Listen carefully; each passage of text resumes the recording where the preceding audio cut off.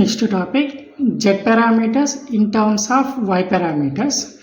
So ఇప్పటి వరకు మనం ఏ పారామీటర్ని ఇంకొక పారామీటర్ తోటే ఇంటర్ రిలేషన్ని డ్రా చేస్తే దానికి ఒక ప్రొసీజర్ ఫాలో అయ్యాం. ఏంటి ఆ ప్రొసీజర్?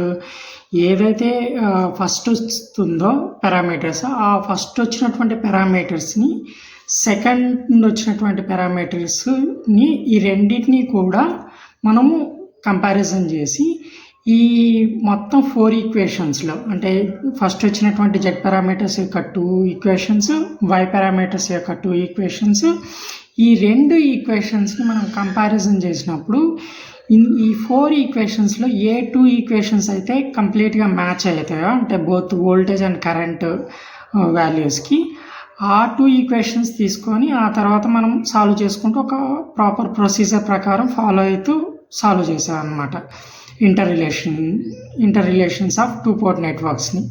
బట్ కానీ ఇక్కడ జెడ్ పారామీటర్స్, వై పారామీటర్స్ వచ్చినప్పుడు మాత్రము ఈ 2 పారామీటర్స్ మాత్రం చాలా డిఫరెంట్, చాలా ప్రత్యేకమైనవి. ఈ 2 కూడా ఇందులో ఉన్నటువంటి 4 ఈక్వేషన్స్లో ఏ ఒక్క ఈక్వేషన్ కూడా మ్యాచ్ అవ్వదు. ఒకసారి మనం చూద్దాం. ఇప్పుడు నేను ఇక్కడ జెడ్ పారామీటర్స్ రాశాను, ఓకేనా. ఇక్కడ కింద వై పారామీటర్స్ రాశాను. మీరు ఏ ఈక్వేషన్ అయినా తీసుకోండి. ఇప్పుడు ఫస్ట్ ఈక్వేషన్ తీసుకొని ఈ రెండింటితోటే కంపారిజన్ చేద్దాం, ఓకేనా. సో ఇక్కడ V1 ఉంది, ఇక్కడ V1 ఉంది, ఇక్కడ I1 ఉంది, ఇక్కడ I1 ఉంది, ఓకేనా. ఇక్కడ I2 ఉంది, బట్ కానీ ఇక్కడ I2 లేదు ఇందులో, ఈ ఈక్వేషన్లో. ఇదే ఈక్వేషన్ కింద ఉన్న ఈక్వేషన్తో కంపారిజన్ చేద్దాం. V1 ఉందా? V1 ఉంది. నెక్స్ట్ I1 ఉందా? I1 లేదు దీంట్లో. I2 ఉందా? I2 ఉంది, కానీ ఇక్కడ V2 ఉంది. అంటే ఈ ఈక్వేషన్ ఏదైతే ఉందో అది ఈ 2 ఈక్వేషన్స్ తోటే మ్యాచ్ అవ్వట్లేదు. పోనీ ఈ సెకండ్ ఈక్వేషన్ తీసుకుందాం. ఈ సెకండ్ ఈక్వేషన్తో ఈ 2 ఈక్వేషన్స్ కంపారిజన్. V2 ఉందా? V2 ఉంది. I1 ఉందా? I1 ఉంది. I2 ఉందా? I2 లేదు. నెక్స్ట్ ఇదే ఈక్వేషన్ని కింద ఉన్న ఈక్వేషన్తో కంపారిజన్. V2 ఉందా? V2 ఉంది. I1 ఉందా? I1 లేదు. I2 ఉందా? I2 ఉంది.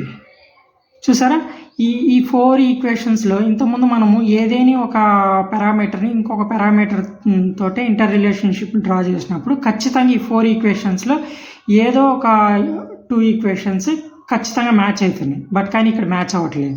ఇదేమో V1 V2 వోల్టేజ్, ఇదేమో I1 I2 కరెంట్స్ అనమాట.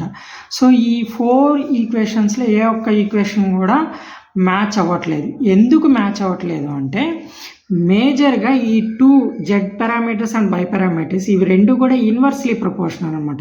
Z is inversely proportional to Y, or otherwise Y is inversely proportional to Z అనమాట. సో కాబట్టి ఇవి 2 కూడా 4 ఈక్వేషన్స్ మ్యాచ్ అవ్వవు. కాబట్టి ఈ 2 యొక్క ఇంటర్ రిలేషన్స్, అంటే Z parameters in terms of Y parameters, or otherwise Y parameters in terms of Z parameters, ఈ 2 ఈక్వేషన్స్ మాత్రం మనము డిఫరెంట్గా సాల్వ్ చేస్తాము. అది డెట్ని క్యాలిక్యులేట్ చేస్తూ డిఫైన్ చేస్తాం అనమాట. సో డెట్ని ఎట్లా క్యాలిక్యులేట్ చేస్తాము? సో మనం అందరం కూడా మ్యాథమెటిక్స్ స్టూడెంట్సే కాబట్టి మ్యాథ్స్ మనకు ఐడియా ఉంటుంది. కాబట్టి మ్యాథ్స్లో మ్యాట్రిక్స్లో మనం డెట్ని ఎట్లా క్యాలిక్యులేట్ చేస్తామో సేమ్ అదే మెథడ్ని యూజ్ చేసుకొని ఇక్కడ Z parameters in terms of Y పారామీటర్స్ని డిఫైన్ చేస్తాం అనమాట. So Z is equal to మనకేంది 1/y. సో ఈ 1/yని పైకి తీసుకొస్తే అది ఇన్వర్స్ అవుతుంది అనమాట. సో ఆ ఇన్వర్స్లో మనం ఏం చేస్తున్నాము? Z11, Z12, Z21, Z22 equal to Y1, Y12, Y21, Y22.